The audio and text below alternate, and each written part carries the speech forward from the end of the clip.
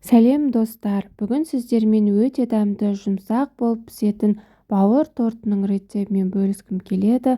Қонақ шақырғанда дастарханыңыздың сәні болып тұратын пайдалы әрі дәмді тағамдардың бірі. Видеоны соңына дейін қарап, менімен бірге болыңыздар.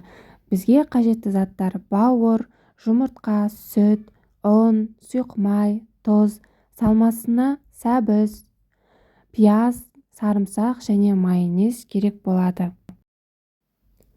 Ең алдымен бауырды ет тартқыштан өткіземіз, немесе блендермен езіп алсаңыздар да болады.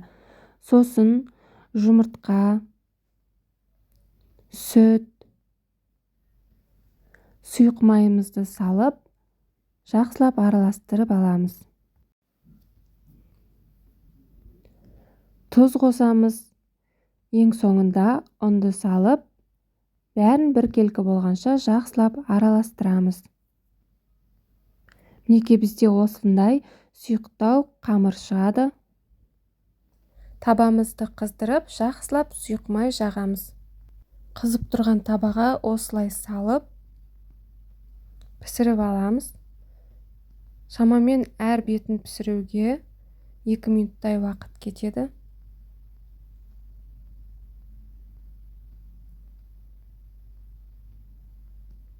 Жан жағын түзулеп, қасықпен дұрыстаймыз.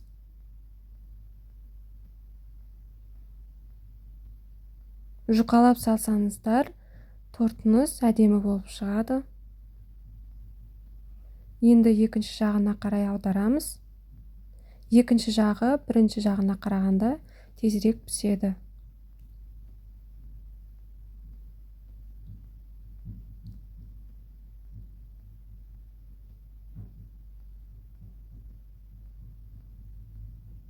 Мен жылқының бауырынан пісірдім, сиырдың бауырынан да пісіруге болады.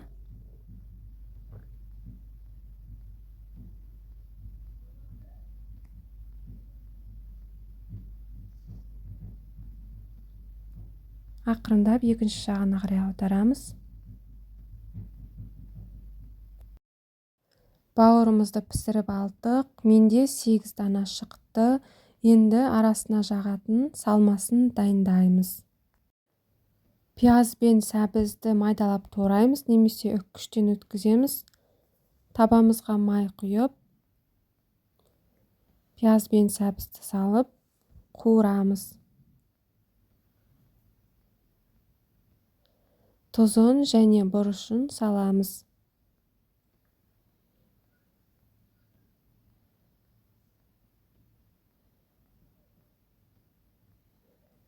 Майонез бен сарымсақты араластырамыз.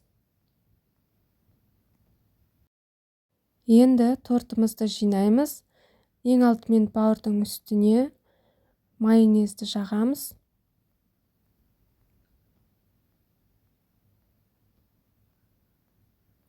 Сосын қуырылған сәбіз бен пиязды саламыз. Оның үстіне келесі бауырды саламыз. Осылайша әр қабатқа жағып шығамыз.